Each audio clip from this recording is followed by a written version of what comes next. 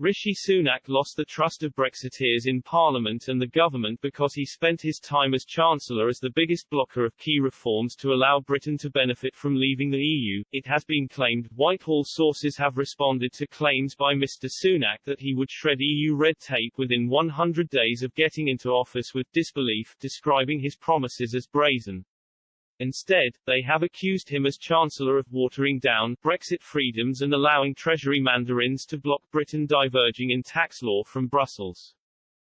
The announcement yesterday saw sources close to Mr. Sunak add criticism of Brexit Opportunities Minister Jacob Rees-Mogg's pace in getting rid of decades of regulations inherited from Brussels. But sources close to Mr. Rees-Mogg have insisted that the biggest blocker of getting rid of EU law was the Treasury headed by the former Chancellor Rishi Sunak. The claims have been strongly denied Mr. Sunak's team, who insist he was the only minister to deliver Brexit reforms. Mr. Rees-Mogg is one of a number of leading Brexiteers, including the influential European research group, ERG, who have backed Ms. Truss instead of Mr. Sunak even though she voted Remain in 2016 and he backed Leave. A senior Whitehall source said, Liz Truss was helpful with every single difficulty we had with Brexit policy, she was always on the right side, in government discussions, and ambitious.